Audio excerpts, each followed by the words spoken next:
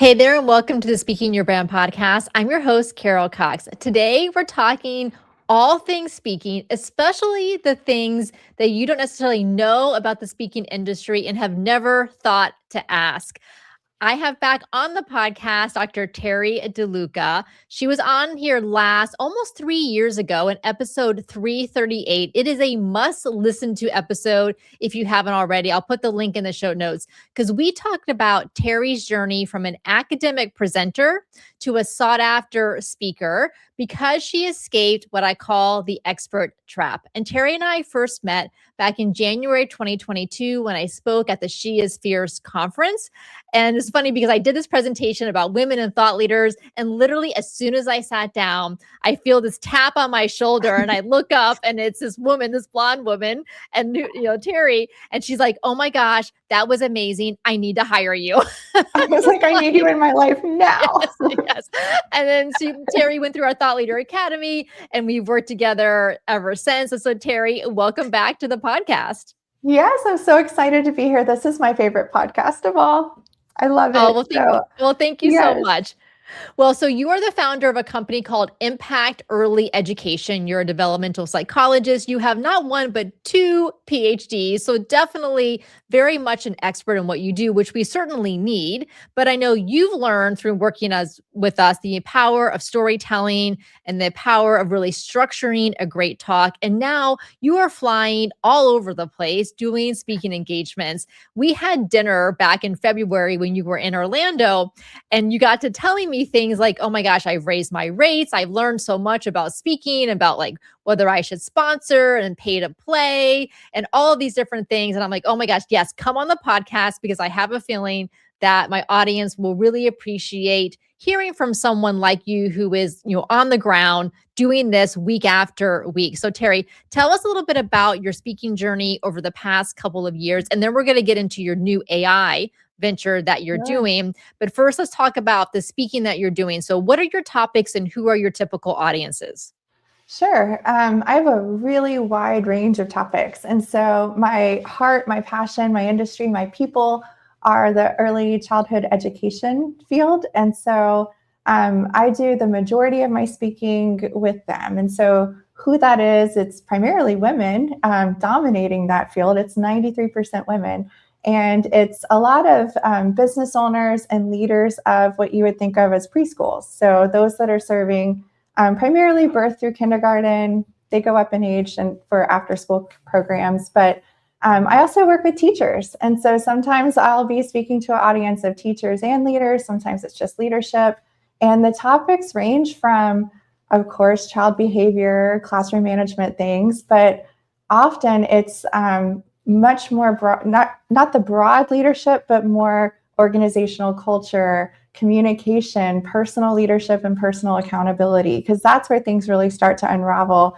And that far extends education. So the other audiences I speak to, a lot of women's groups. I do some faith-based conferences as well. And it's interesting how things have changed in our country over the last couple of years. And as things have become just heavier and more hard, more difficult, just life in general, a lot of the requests I'm getting, especially this year, have been focused on nervous system regulation and rewiring your brain to deal with stress and staying ahead of the overwhelm, a lot of mental health aspects as well.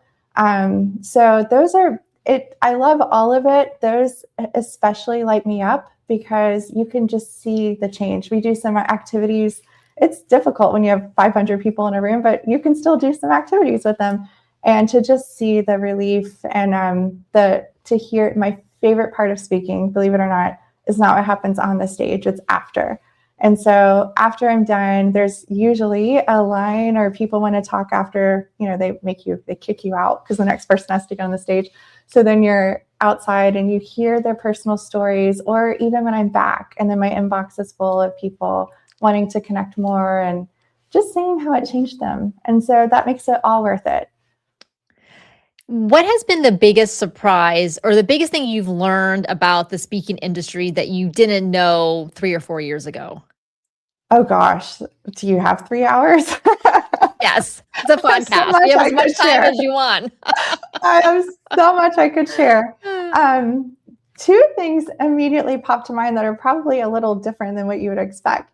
And that is when I think of over the last even 5 years, the change that I saw in my speaking journey really started with me, which is cliche, but I initially started off, I would get nervous beforehand, and I was so focused on performance. And so I wanted to prove myself and prove that they made the right choice in picking me and someone else. And I wanted the audience to like me. I wanted to be invited back, and I wanted to know it was helpful. And I approached all of it with performance. Like I needed to get up there and do a great job and wow and dazzle. And I don't know what led to that shift, but somewhere along the way, probably maybe about maybe it was probably you, Carol. Now that I'm thinking about it, it was the Thought Leader Academy.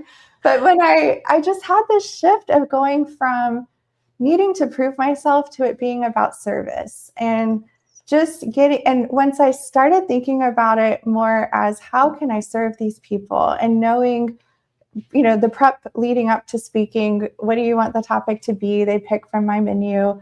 What's the struggle, especially if it's with a team?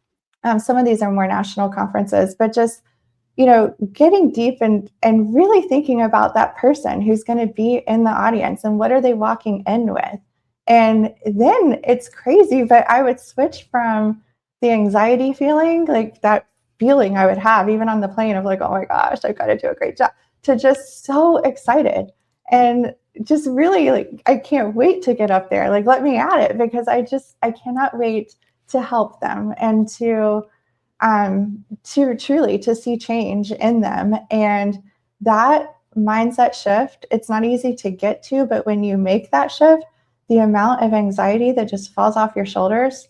And I've actually told plenty, this is what I truly believe. I've told audiences when I stand up, it's like, this is what, we'll talk about, but I'm not here to prove anything to you. I'm here as truly as evidence. I am proof that this stuff worked because it worked in my own life. And the other thing that changed was I got more comfortable with sharing the tough parts. So just like any adult, I have walked, or some unfortunately children, I have walked through some very difficult things, and I made a complete life transformation. And I did not share the really tough parts of all of that for several years because, again, perfectionism. I didn't want them to think I don't know my stuff, or that why is she up here and that type of thing. But once I got over that and grew my confidence, it just changes everything. When you can be confident and vulnerable enough to share, not overshare, but to go a little deeper with the audience, and they trust you. You make a connection, and in the end, they're not going to remember the words you said. They're going to remember how you made them feel. And so that was huge for me when I think of the industry. But the other thing that was huge that I think has led to a lot of success, honestly, is getting out of my own way when it comes to, I guess we come back to confidence with that too, but when it comes to being intimidated by, sometimes I'm on the stage when I'm out of the industry, out of early care industry, and I'm on some of these other more broad stages with some pretty big names. And I don't know, they're just people. We're all out here trying to do a great job, and we're just living our lives. And so they're people just like I'm a person. And so having the confidence to go up to someone, introduce yourself, talk with them, develop friendships, pour into the relationships. Because you can fly in, speak, and fly out. And sometimes that's what you need to do. But you can also go to some of the different events that the conference is having, and just really getting out of your comfort zone, getting to know some other speakers. That changed everything for me, because first, I've got the most amazing group of speaker friends that I will go toe to toe with anyone who says they have better speaker friends than I do, because they're genuine, good people who make me better at who I am. But we also help each other. We can share, hey, I struggled with this, or this happened, or have you ever had this happen, or how did you handle this situation? We refer each other out. If I can't do something, I have a short list of people I'll suggest, and they suggest me. And we also can kind of give a little heads up on different event hosts and which conferences you may get more leads from than others, or which maybe if I can't go to one and they've gone to one that I couldn't attend, it's like, just save your time. You don't come next year or something. Or, hey, it was amazing. You should have been here. So that itself, it just made all the difference. And so those are two, but there's so much, there's so many things I could share. Well, thank you for those. I appreciate that. And so let me ask you this, because I think this is a question that many listeners have, is how did you get your first set of speaking engagements? So obviously you have a background in this industry, early childhood education, you have your degrees, you were working in it, but you weren't necessarily known as a speaker in it. So Right. how did you go about getting those first speaking engagements? And then how has that shifted to how they come about now? Okay, so I will tell you a little secret is I actually don't even have a speaker reel. Can you believe that? I still don't. It's on my list one day to make a speaker reel. So believe it or not, speaking actually was not really something I set off to do. It was not an original thing I wanted. It wasn't a deep desire of my heart. It just happened. And I heard you speak, and I had started seeing things on Facebook, just getting targeted by ads. And I was like, maybe wonder if I could do that. Just that little stirring deep within of, well, maybe that seems fun. I wonder if I could. But then no, of course, fear and, we're our own worst critic. And it was like, well, why would I think I could do that? Like, I just started this company. I'd only had the business at that point for about a year. So I talked myself out of it. And then I met you. I did the Thought Leader Academy and just really thought, okay, maybe I really could do this. I felt a little more equipped.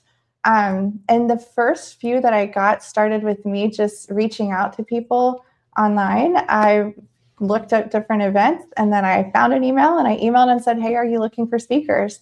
And unfortunately, a couple of them were like, sure, send us your speaker reel. And it was like, what's a speaker reel? I don't know. I don't have that. Okay, so let me get a speaker reel. Got a price for one that was just not doable when you have a brand new business. And I was like, okay, that's not going to happen.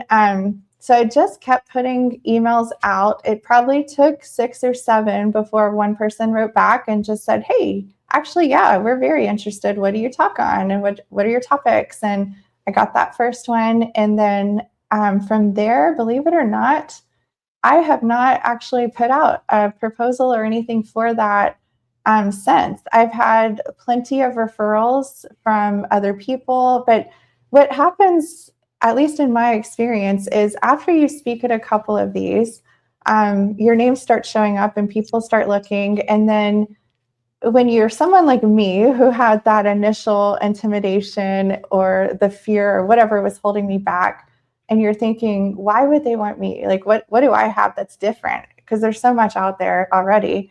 Well, guess what? They're always looking for fresh and new, because there's the same faces are being, people want fresh, they want new topics, new areas of expertise or experiences that you could share. So for me, it started with just reaching out to a few people. I kept seeing the same people commenting, and I actually made great friends this way too, commenting on posts. So I just sent them a message and was like, hi, who are you and what do you do? Because I see you on everything and I'm new here. Like, I'm new to this industry. This is my business. I need friends.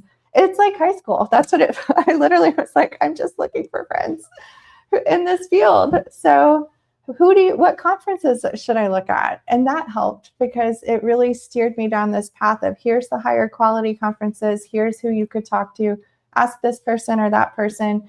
And then again, stepping out on a limb and just saying, hey, could I use your name? Or would you mind making that introduction for me?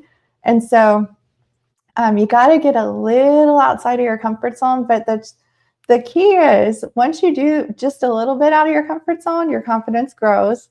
Then you do the next thing out of it, your confidence grows. And when you look back, it's like you're a whole different version of you than you were before you started. So the whole speaking for free thing is probably something we should talk about. Yes, I will. That, Thinking about like coming out of your comfort zone, I know that you have been raising your speaker fee over the past couple of years and what you charge for workshops, learning that a lot goes into it, travel, yes. obviously the days that you're away from your business and your family and your home, Mhm. plus all the value that you're providing. So, talk to us about speaking for free. Also, there's this term called pay to play, which seems to be Right. becoming more prevalent. And then there's obviously getting paid to speak. So, Teri, your experiences with those. Sure. The first few I did speak for free. And well, okay, my second one I did not speak for free, but I also didn't charge enough. And I remember sending you a message and I was like, Carol, when all is said and done, I basically made $283. I remember that. Why Yes. did I even do this? Like, why? Because then you have to take it to the fact. So I am single. At the same time I started my business, fun fact, I also got a divorce. So that's a special kind of crazy right there. But I have to pay for someone to drive my kids around. I had to pay for dog boarding. And so the 283 that I made really just covered that aspect. So I did start with just show up and it's the spot on the stage just to get your name out there. And there is value in that when you're first starting out. However, I would not do much of that because it's exhausting. It's humbling whenever you find out how much the other people there are getting paid. And you're like, what? And I paid for my own hotel and I paid for what?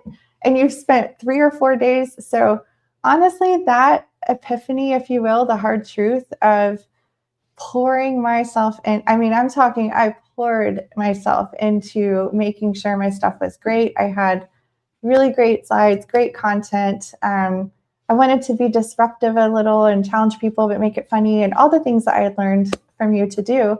And then to get there and hear how much the keynote made and how much this person's making and their hotel. Like a few were complaining about something with their hotel. And it was like, wait, I'm paying for my hotel. And then the thing that got me is a different event. Someone was on stage speaking. And so my background, I'm a developmental psychologist and I have a background in cognitive neuroscience. And I've done a lot of work. I actually, look, here we go. I have the brain on my desk. It's my thing. It's my jam. I love the brain and I love studying the brain. So someone was on the stage speaking about the brain and they got it wrong. And I'm just sitting there like, what? That's just not right. That's literally wrong information. But you look in the audience and they're taking notes and there's, and that moment hit me. It was like, what am I doing? Okay, self, we're going to think about this one, and it's like, I am here. I literally paid to be here. And this person is getting paid a lot more than I was. And it's wrong information. So where is my boundary and what is this worth? And I had to really dig deep on why am I even here? Like, why am I in this room? Why did I leave my kids and my family? And, and it comes back to obviously the name of my business, making, I want to make an impact. I want to help people. So I just had to get real clear with myself on what is the cost of me being away? Because when I'm not just on the personal side with children and dog boarding and all those things, but when I'm not working in my business and I'm not on the call doing demos or discovery calls or, working with the clients that I coach, that's time away. So I'm missing opportunities to bring in some large clients, some big deals, some great revenue to go then do what? Grow someone else's pockets so that especially when you start to have your name out there and people know that you have good quality and that you will be, engaging and all the things they want. And then your name is advertised, your picture, and they're the one getting all the money, not you. And so that just really, that hit me. And it was like, okay, I have to get real clear on what my time is worth. Why am I doing this? What is my purpose? And then just really look at the ROI. And I mean, full transparency, I didn't get it right for a few years because I would still put myself out in situations thinking, well, this is worth it for, to get a new audience. But then I would leave there And yes, I made great connections and it's a new audience, but the event host is so heavily pushing their own services and their own product and their own whatever they sell that are these huge $10,000 or $8,000. No one has any money left to spend on the vendors that are out in the vendor hall or the people who are speaking on stage and you have your little QR code. It's like, oh, that's so great. I wish I could, but they're dropping $8,000 with this person. So that was very eye-opening, and it helped me get a lot more selective. And again, that's where speaker friends come in. A few of us were talking, and it was like, am I wrong on this? Like, how do you think about this? And it's like, no, it's not right that we're literally building other people's pockets and not our own. And then there's a big disparity. And I don't know if you want to go there or not. But yes, I do. Yes, I do. I know where you're going. Let's do it. There is a huge disparity in what female speakers are paid versus male. And I don't get it. I don't understand it. I have tried my best to be as positive thinking and not negative about that as I can, but it is very disheartening to show up at a place and I just don't get it. You hear someone else speak and it's like, what is the difference when you look at everything, background, qualification, all the things, and he's making more. But I don't know. I don't know how to fix that.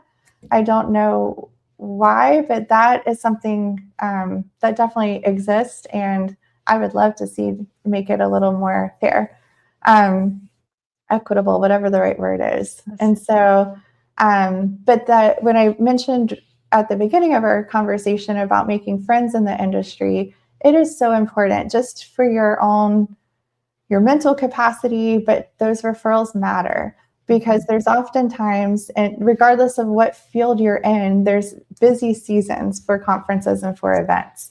And once you do start getting out, you will get multiple requests for the same certain weekends. So you know that you will be booked up a year ahead of a time. But if you get a request that comes in and you can't do it, being able to refer someone and then they get the great fee, then they're more likely to refer you the next time. And so I think there's great value in pushing yourself out of your comfort zone. I swear it feels like high school again when you have to walk up to a group of adults. It's like, hi, are you going to dinner? I know you don't know me. I promise I'm cool. Can I come? Can I join your reservation? I have done that before, but it works. It's great. You meet the best people. Yes. And 99% of the time, people will be receptive to it. And really, I have not been rejected yet. Right? Yes. I don't think so. But so to your point about the gender pay gap between women and men speakers. So obviously the gender pay gap is across the board, right? All different levels of jobs and industries and all that. So it is kind of not surprising that it shows up in the speaking industry as well. And that goes from Brene Brown all the way down. She's talked about this on her own podcast a few years ago when she found out what a male speaker was getting paid at the same event. And she was the headliner. Yes. He was not. And he was making maybe double what she was getting paid, but she had no idea until an agent backstage told her that.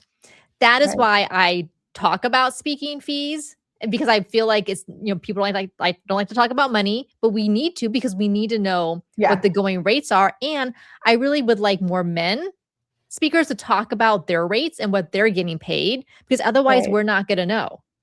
Absolutely. And just talking with your own speaker friends about it, like within your own group, whoever it is, because that was huge for me. I had a conversation with one person. It was like, okay, well, we both were booked for the same thing. Well, okay. And I said, do you mind me asking what you propose? Like, what are you getting?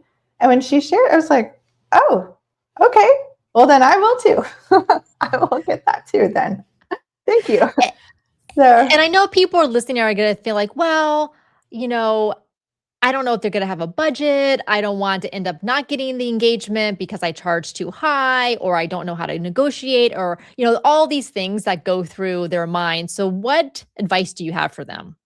Sure. Well, first is really think of the ROI. To me, I try to think of that. And so that's ROI, return on investment. And so if sometimes you don't know, it's a brand new group, it's a brand new audience, and you just don't know. But for me, especially in our industry, I know it pretty well, is just looking at what could I realistically get from doing that in terms of new clients, new customers, who is in the audience? Is it mostly decision makers or is it not? Because that matters too.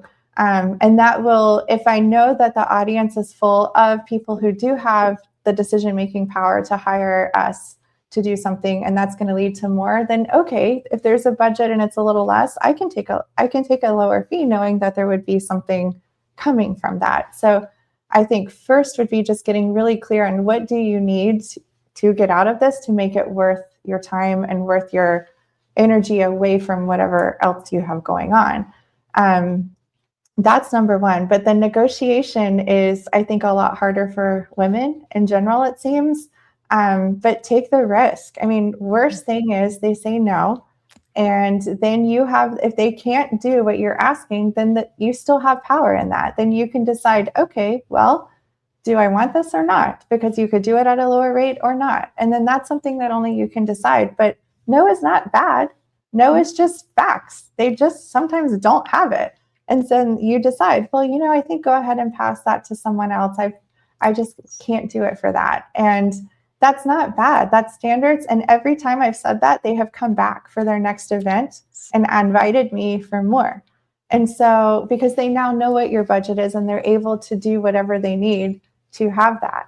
And so I think it's really important to try at least to negotiate and then make that decision. Yeah, that's a great point about maybe they don't have it in their budget for that year's event because they just didn't budget for that or they didn't get the sponsorship money for it. But now they know and they really like you and they know what your fee is. So now they're going to make it happen for the following year. I love that. It works. And it's also great because you have, especially if you're returning someone, you have people emailing them and asking for you. And there's power in that. It's like, that is so sweet.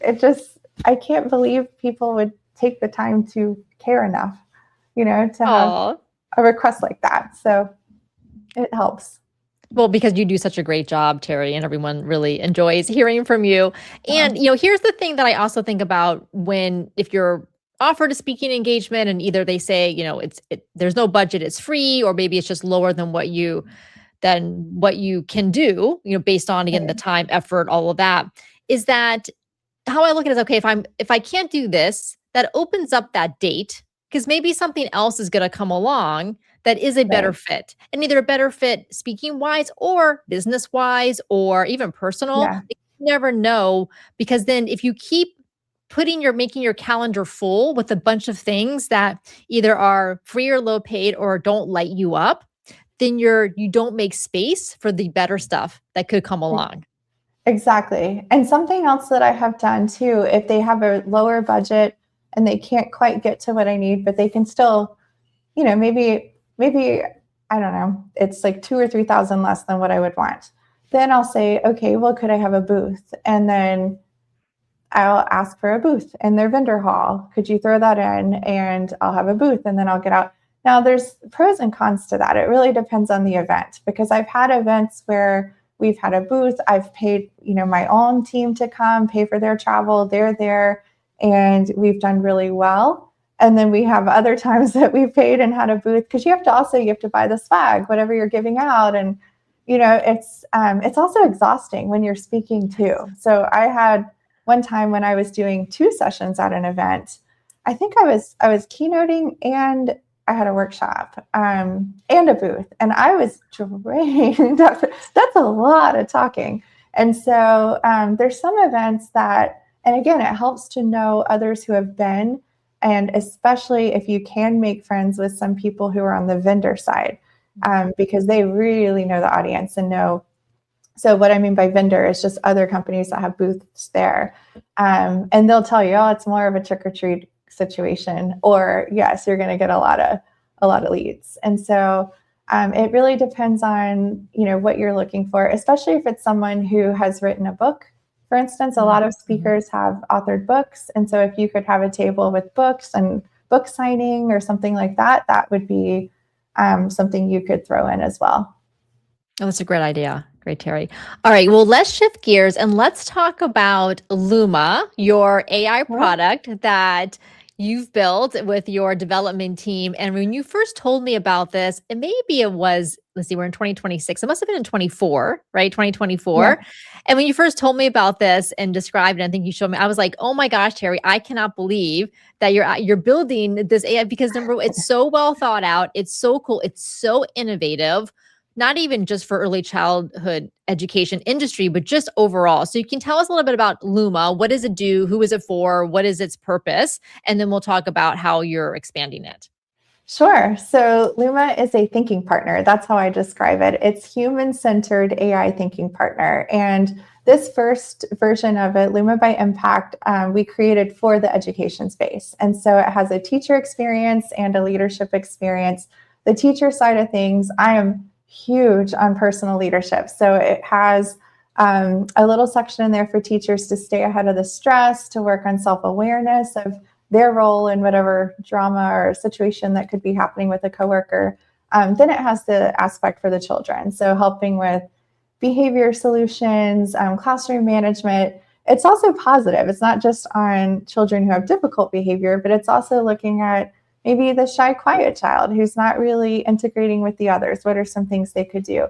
And my whole purpose for Luma was building a solution, I say, that closes the daily support gap, because you can do a fantastic job with training. We have an on-demand platform that we have on-demand courses. We go in person, we do leadership sprints, all kinds of training. However, no matter how stellar that organization is, whatever amazing leadership they have, you cannot be in every classroom helping every teacher as they need it. And on the leadership side, it's difficult to get the support you need all the time too, because there's just only so much we can do. So what I did, sounds like, I always say I sound like Winnie the Pooh. I took myself to my thinking spot because I have a spot I go to we live by the beach. And so I went and I just listed out on my notebook everything I wish I had when I was operating schools myself. And some of the main challenges we see working with teams around the country, the wins that need to be celebrated, but sometimes are missed because everyone's so busy, the leadership struggles, just what would an ideal daily support look like? And then that's what I set out to build. My initial just plan of it all, I shared with a few very, very select trusted friends who I value their input. They run high quality schools and they've really got it going right. And when I first asked their opinion, one of them in particular, my friend Sasha, it actually wasn't great. The feedback was not good. She was like, no, this is too negative. I would not personally want to use it because of these things. And so I share that to say there is so much value, again, in having people that you can, I always use the term thinking partner, so that can be your thinking partner and you can, shoot ideas off, because what if I had gone and built it without getting opinions? So there's so much value in that creation process, whatever anyone is doing, and humble yourself, be vulnerable, and just put your thoughts out and get feedback. And so that input changed the complete direction of Luma. Went back to the drawing board and decided, okay, how can we make this more positive? What did I miss? And so that is where everything really took off. And so where we are now is we are in the early adopter phase. So we're calling it early access. We have beta schools in there trying it, using it, getting the value out of it. It's phenomenal. It's amazing, the things that the leaders are telling Luma and getting feedback. So on the leadership side, it focuses on organizational culture. They can look, we call it glows and grows, but they can look at some areas that maybe need a little extra support. It helps with, it's like a cheat code, really, like fly on the wall of what's really going on and who needs some support, who is frustrated and burnt out, but because you're the leader who writes their paycheck, they're smiley, they're doing all the things they need to do to be a happy employee, but really they got one foot out the door. And so it's just designed to help give that support, help people stay ahead of the overwhelm. And it's going incredibly well, and we will be going to market soon. We are still, I want to get it just right, get the feedback from the beta testers. before we do that. And then we have plans to expand this so that we'll have families that will be using it. The whole goal of families is not to see what the teachers and the leadership see, but just to encourage more play at home, less screen time and more play. But play that's centered on what the teachers are working on with the children. And then we are working on some pilots that will down the line be expanding into foster care and some other, taking it outside of the education space, just that leadership platform. As I've shared it on a few other things, people outside of education are like, well, we need that in an alarm company recently. They're like, how can we get that aspect of it? So we are doing our best to stay focused on what we're building with Luma by Impact right now. Make sure that is exactly as we need it to be before we go off into other directions. But that's what we've been up to, and it is the most humbling experience because I do not know all the terms that our engineers say and share. I often, almost every meeting, I would say, I have to stop and be like, I'm sorry, what does that mean? Or can you explain that again? Or they give me something to do and then I do it. So I think I do it. And then we get back on and they're like, well, that wasn't exactly what we were wanting you to do. So if you could do that again, it's like, they're the most patient souls to work with me. So it's been fun. I've learned so much, but again, it's important, I think, to do work that doesn't feel like work. And Luma has been especially challenging for me because it's hard to not work on it all the time because I love it so much. And I want to be in there doing things. It's like, no, close the laptop and go spend time with my family and walk away. It will be there tomorrow. Yes, no, that is true. Well, and I know that you had told me that back when you applied that their Melinda Gates Foundation was putting together a grant for AI. So can you tell us a little bit about the grant and where you are in that selection process? Sure. So, yes, this is called the WIN Challenge, which is Women in Innovation. And there's a few different categories. The grant that I applied for, so this is funded through, I think it's Aspen Pivotal. I might be getting that wrong, but it's through the Melinda Gates Foundation. And the little bucket of the grant that I applied for is for women who are creating AI to help women in the workplace. And it's shocking when you look at the stats on how many women are using AI, significantly less compared to men. And when they are using it, it's more Google and like more kind of silly kind of things, or just asking things like that instead of actually, in ChatGPT, you can build skills, or doing Claude Cowork and just being a little more advanced with it. And so when you think of what that means for the world and for our society in general, that's a massive gap. AI is changing every week. There's new developments, and you've got to have some of that risky, try it out. If it doesn't work, try something else and just stay current with it, or that gap widens between those who are using it and those who don't. And so when we think of what that means for women, in the workplace and how we're using it, there's this huge effort to put some money behind projects that are focused on engaging women. And so that's what Luma is doing, is getting a whole field of educators to use AI to help them with their daily decision making and thinking, and just to make their lives easier. And my ultimate goal, and we did just save our first teacher, which is huge, but my ultimate goal is to keep educators in the field, because our early education field is in a little bit of a crisis where we have a mass exodus. People are leaving and we need them to stay. And so my hope is, with daily support, Luma could play a role in keeping people in the field and just getting them to be better at who they are by managing stress and life in general.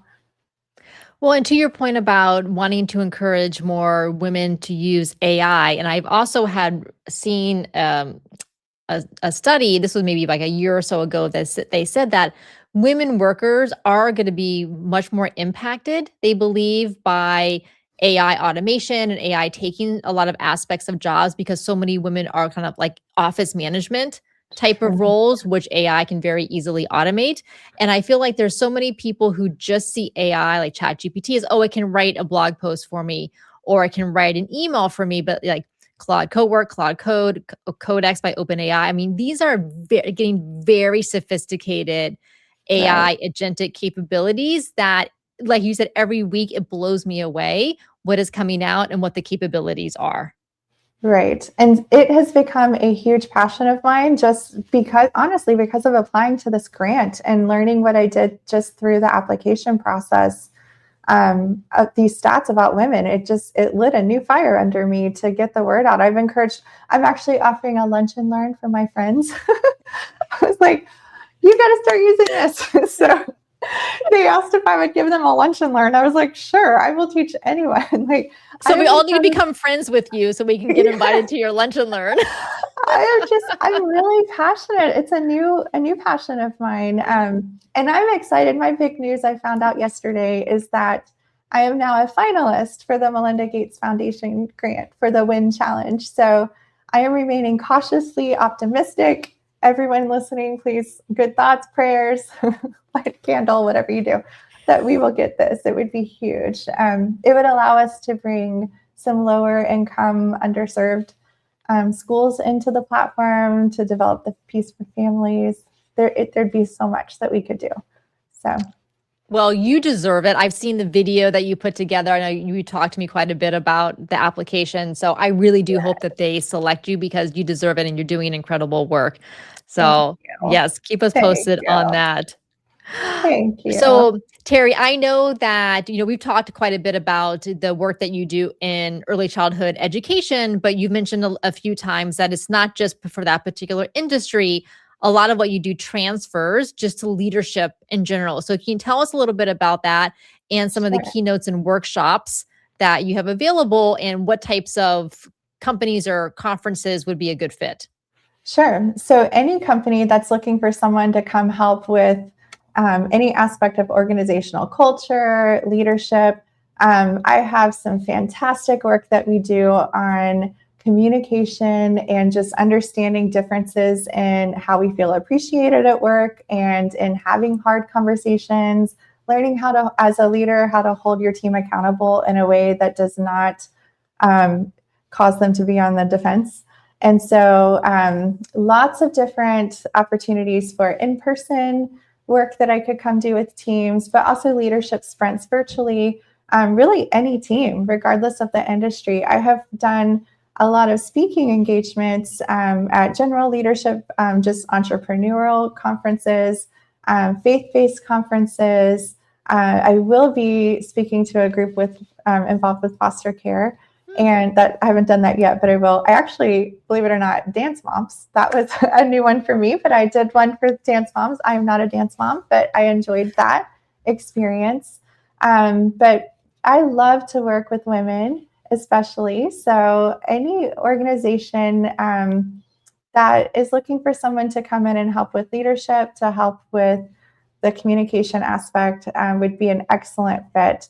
I mentioned that I also have some work on nervous system regulation and rewiring your brain to deal with stress. And so there's a whole menu of topics and services. And I thought of one other thing. Do we have time for one other thing to share people before we finish? Okay. So, this just came to me in mentioning one of the groups I work with. So for those who are interested in getting out and speaking, but feel a little held back, like I did, at the beginning when I felt, what could I really do? There's so many other people doing great things. It's just, if you feel that stirring within yourself and you feel that tiny little calling, if you will, to it, to get out of your own way and take whatever that first step is. For me, it was just sending a few emails or DMs on Facebook and just, hey, could we hop on a Zoom? And I'll send you a coffee gift card if you could give me just a little of your time. But just whatever that first tiny step is, don't look at it as this giant, big, oh, I need to have contracts in place and I need it. It's like, don't make it so big. It doesn't have to be a huge, big thing. It's just make the first introduction, because I do solidly believe that if you feel that calling within you, there is a voice for everyone. And there is abundance of audiences and people who need great speakers. And I could have the same message as you, and they won't reply to me or respond to me because they need your voice and your stories and your experiences you've been through, whereas mine would speak to someone else, So I encourage anyone out there who's listening and thinking, I'm not quite sure. I'm happy to talk with you if you need a little guidance, but I highly suggest Carol because she's had such a role in my journey in my career. But just take that first step. And then the getting over the anxiety part, I'm going to speak to that a little bit too, the confidence. And so I have learned that confidence really is believing, or actually it's knowing that you are still going to be okay when it all falls apart, because it will. So any experienced speaker can share a story, I'm sure, or more than one, of times when the tech failed. The slide decks were, maybe the slide on the screen is not actually what you sent them, because some people run your slides 2 weeks, a month ahead of time, and you're still tweaking. And so if that's the case, just side note, I prefer Canva. Maybe that will change with all the AI out there, but right now my preference is Canva because I can go in and keep tweaking. I'm a tweaker on the night before.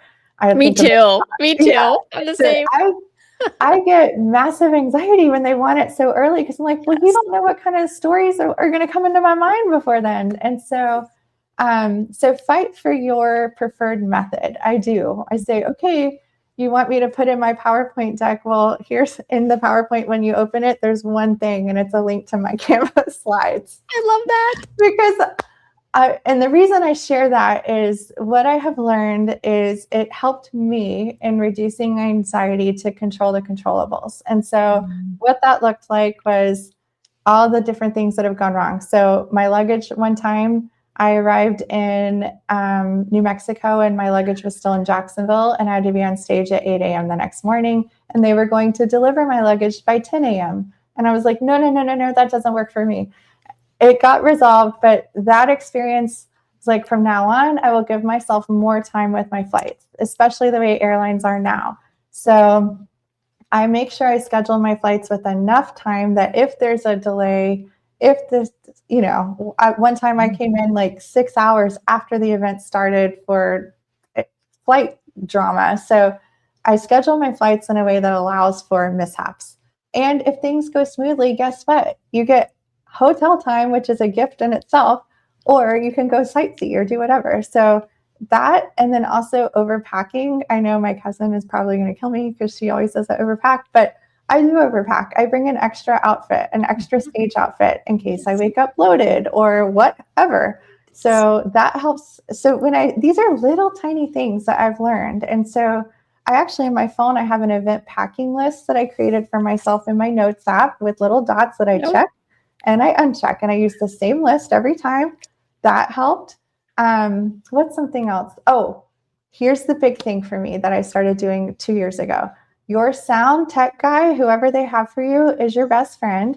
And so whenever I arrive, usually they're setting up the room the night, especially if you're keynote and you're opening in the morning, they're going to be setting up usually the day before when you get in. I always peek in, even if it's not ready. I like to see the room beforehand so that reduces anxiety to see, okay, that's the stage. That's where I'll be. If I can, and there's no one in, I go stand on the stage and I look out like, oh, this is what it'll look like tomorrow. I pray over it, but whatever you're comfortable with, but that's what I do. And then I ask, who is my tech contact? And if I can meet with them that night, usually you can't, but sometimes you get lucky. But then I make sure whoever my point of contact is for the big day, the day of, I get with that tech person beforehand. I get their cell phone number if they'll give it to me. And I like to make sure at least, an hour before, but as early as you can, that my sound works. I always have video, or you taught me, have multimedia in there. So I make sure that we can hear it, that it plays well, like eliminate all the tech glitches that you can beforehand. So that is a big one. I'm trying to think of any other things like that, but that alone, just having those few little things, and then that mindset that you're not performing, you're there to serve. Those are what have grown my confidence. And, whenever it does happen on the stage, like slide's not right, or I don't know, I turned 46 and I can't see anything and I need readers, but I don't have readers yet. And so I was on a stage and I had a diagram of something and the little screen is way down there and I was like, y'all have to forgive me. I could not read that. Can someone please tell me what is the bottom? Because I added it last night and I can't remember. And so they were like, they like real people, like Yes. real. They don't want perfect. They don't want polished. And so just be real and have fun. But that is my parting words. And I'm happy to talk with anyone who would like to talk one-on-one, share any other things any of my journey to help anyone else have less stress. I'm happy to share. Well, that is so generous of you, Teri. And there will be links in the show notes to Teri's website and her LinkedIn profile. So definitely reach out and connect with her. And thank you so much for those insights and those lessons. And as I always like to say, you are the messenger your audience is waiting for, which you beautifully described as well. So Teri, thank you so much for coming back on the Speaking Your Brand podcast. This has been a lot of fun. Yes, thank you for having me. It really is my favorite. And for those of you listening, if you would like to join us in the Thought Leader Academy, you can get all of the details and apply at speakingyourbrand.com/academy. Until next time, thanks for listening.